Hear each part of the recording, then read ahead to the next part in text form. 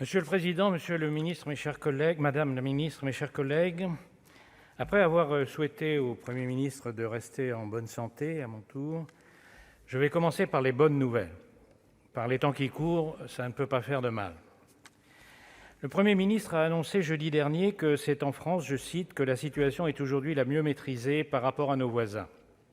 La semaine dernière, le taux d'incidence de la Covid était de 107 pour 100 000, contre 143 en Belgique, 150 en Allemagne et 250 en Suisse. 10 000 cas quotidiens en France, contre 30 000 en Allemagne, il faut se pincer pour y croire.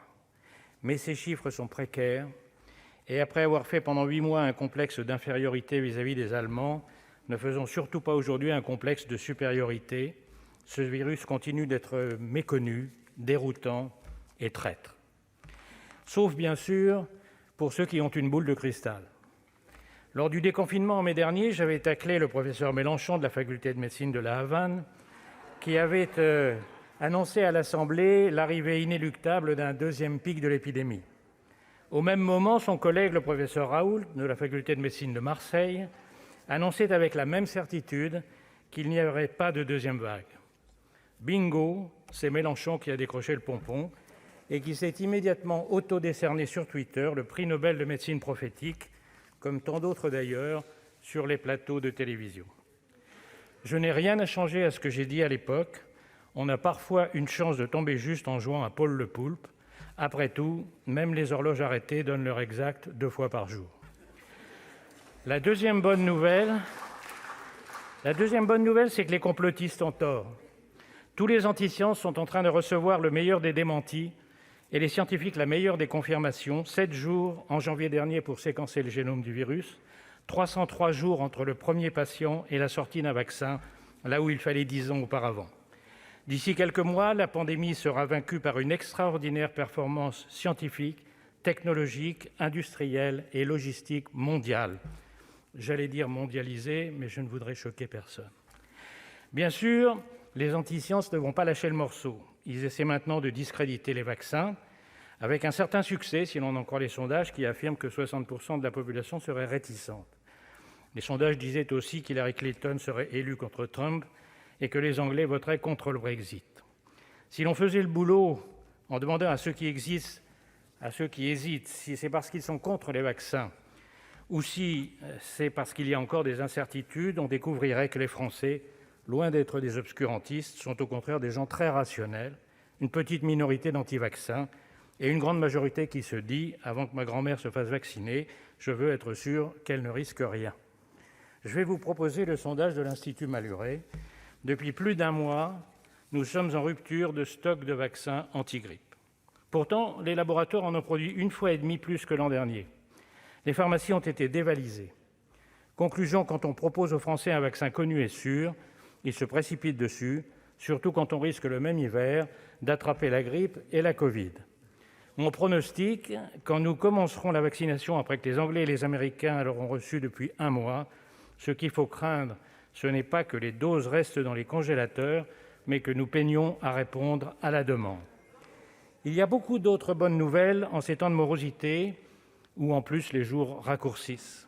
Les progrès impressionnants des équipes médicales qui ont divisé par 2 les décès en réanimation, le financement européen commun d'un plan de relance de 750 milliards d'euros, la résistance de nos sociétés, et notamment de la nôtre, confrontée à une triple crise sanitaire, économique, terroriste, et qui ne craque pas.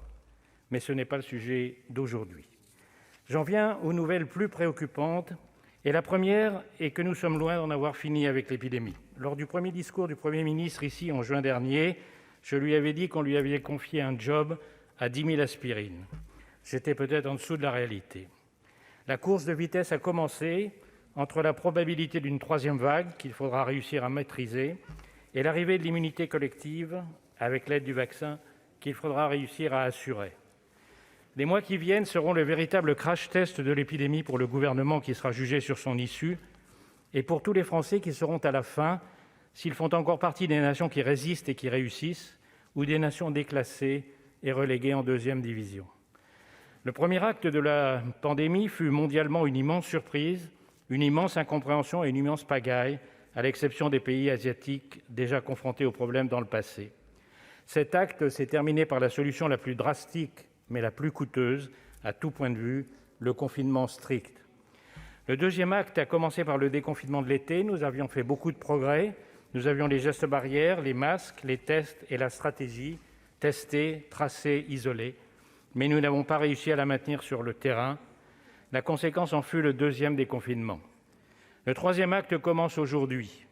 Si nous voulons le réussir, il faut identifier nos points faibles, et j'en vois deux principaux. L'isolement d'abord, qui divise la France en deux camps, obligatoire ou non. Posé en ces termes, la question n'a pas de solution. Entre l'isolement laissé au gré de chacun qui aboutira au même résultat qu'en octobre et l'isolement obligatoire qui conduira nombre de nos concitoyens à refuser les tests, la solution est un isolement réellement accompagné, avec des équipes allant à domicile et de réelles possibilités d'accueil pour ceux qui ne peuvent rester chez eux. Votre déclaration, monsieur le ministre, et l'annonce de moyens humains accrus montrent que vous l'avez compris. Mais c'est sur l'action que portent mes craintes. La coordination nécessaire entre tant d'acteurs, hôpitaux publics, privés, soignants, libéraux, laboratoires, collectivités territoriales, n'a jamais pu être réellement assurée jusqu'à ce jour par une administration de la santé effondrée sous son propre poids et multipliant les injonctions contradictoires. Un mauvais général vaut mieux que deux bons, disait Napoléon.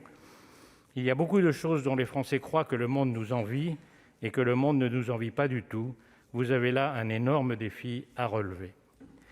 Le deuxième défi est la logistique pour acheminer les vaccins jusqu'à leurs destinataires. Je disais tout à l'heure que nous sommes en rupture de stock de vaccins anti-grippe.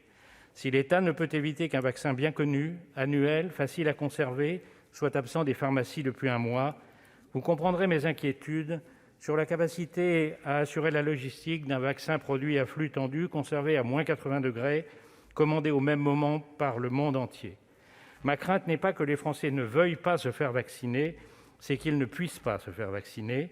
Voilà votre deuxième défi, monsieur le ministre, et je vous souhaite de tout cœur d'arriver à le relever, mais il va vous falloir encore bien des boîtes d'aspirine. Cette année se termine sur une note amère.